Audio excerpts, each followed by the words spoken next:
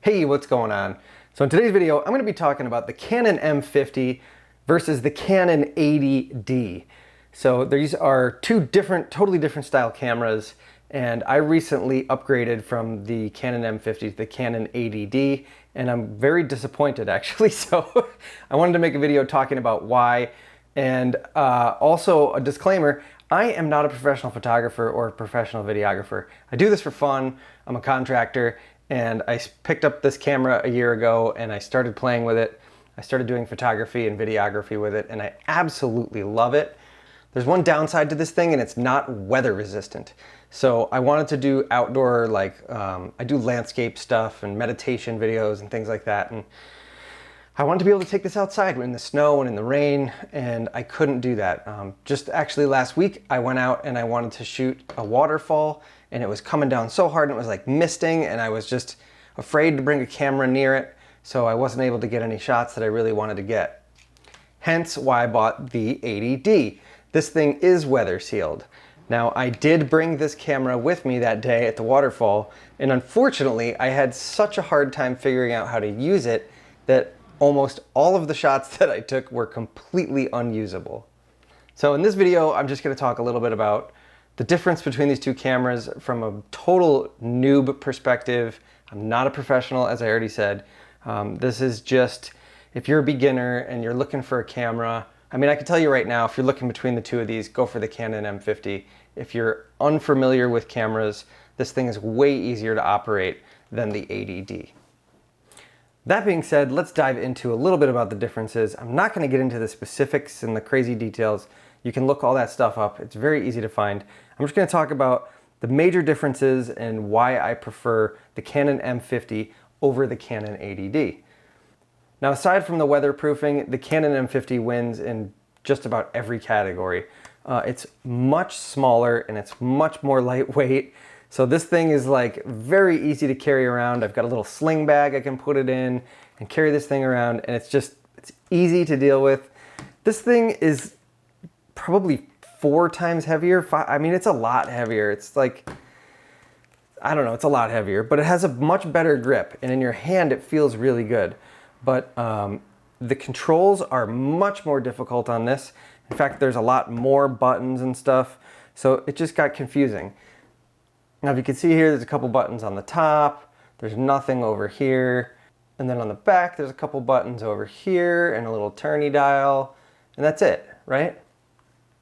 On the 80D, there's a switch or me do, there's another button, there's an on-off thing, then there's all these buttons, there's this turny thing, there's another button, there's another button, there's another, is that a button?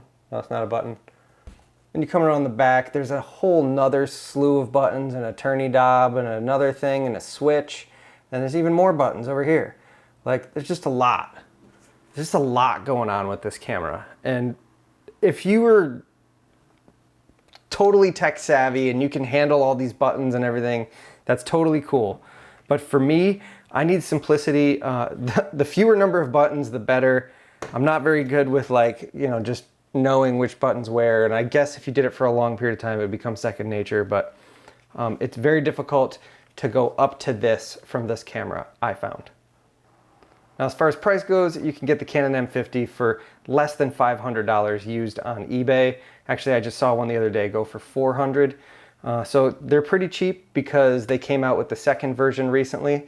This camera was released originally in 2018, and the second version just came out a couple months ago.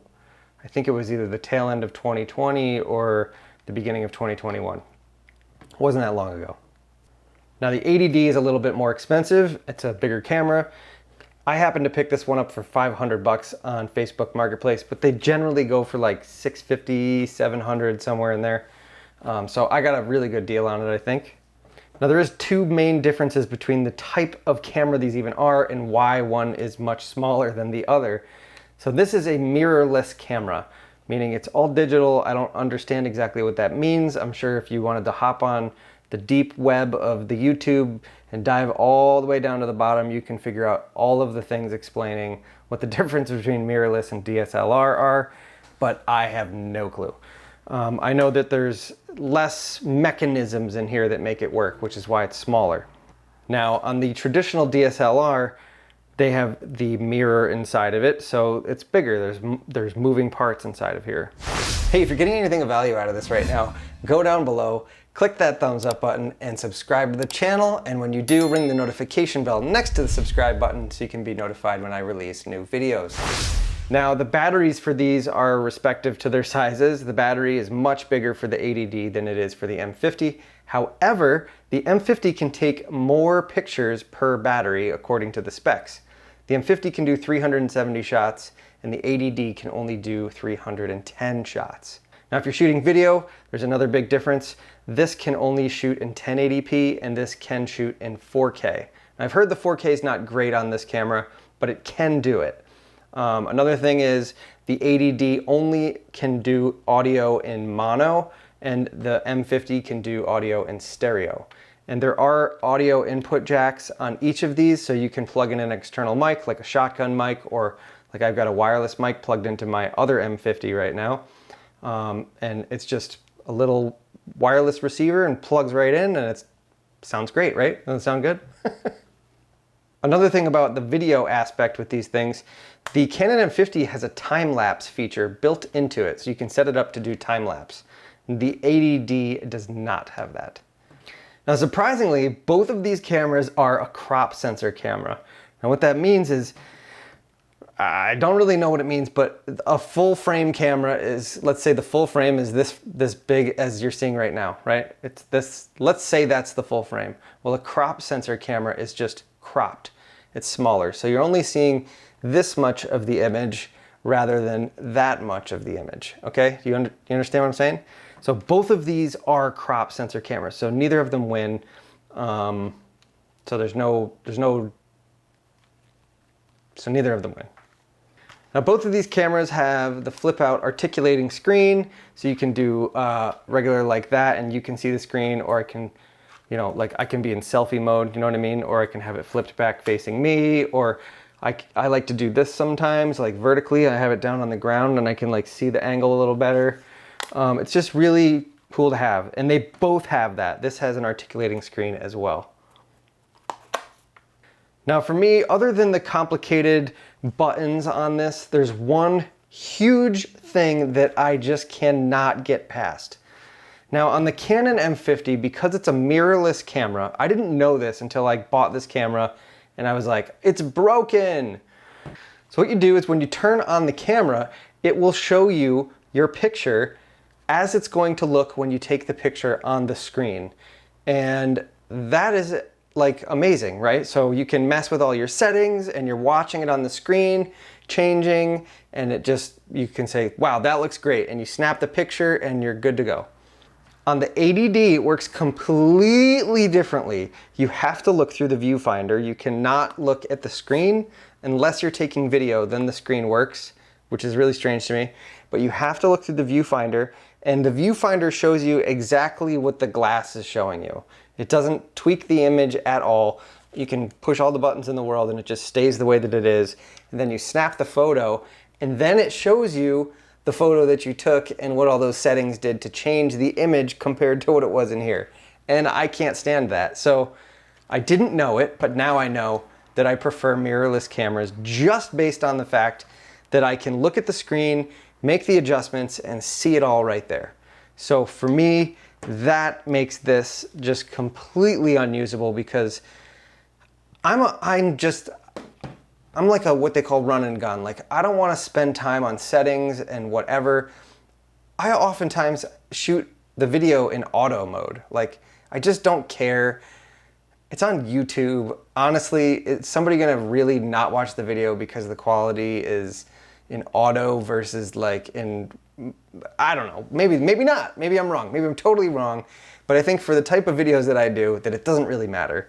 And if you're a total beginner photographer or beginner videographer, I don't think it really matters to have to go for anything super crazy. That's why since this camera came out, it has been like the go-to for YouTubers. When I was researching cameras, it came up over and over and over and over again. It was just like Canon M50 everywhere. Like, everybody recommends this camera. I mean, look, I'm like tossing it around. It's like great. You can put this thing on a stick. You can hold it out. You can do like it's just super versatile. It's a great camera. And this thing is like a lead weight. So save your money and don't buy an 80D. This thing is going right up on eBay right now. So anyway, thanks for watching. If you want to help support this channel and help me kind of like offset the cost of me buying this gear to do these reviews, you could join my Patreon. Basically, it's a little fan club. You can sign up and you get freebies. This last week, I sent out 11 high quality edited images when I went on vacation. It's the first of 4 sets of photos that I'm going to be releasing. So there's one photo for each day. There's one set of photos for each day that I was on vacation, and we stayed on this beautiful piece of property on a lake, and I got sunrise videos and sunset videos and all sorts of great stuff coming up soon. And the photography, I will be giving away high quality prints to my top patrons on Patreon. I just offered them up. You can have a print of anything you want, so just let me know. Also, if you're interested in purchasing any of my prints, which if you've never seen my photography, you can go to my website, nickborsellino.com, and there's links for all this stuff down in the description. So just go down there, read through it, click on some stuff, and yeah, you can also click my Amazon links. That helps the channel too. Just saying. All right, thanks for watching. Like, subscribe, and leave me a comment, of course, down below. Let me know what you think of this video. All right. Catch you on the next one. Bye.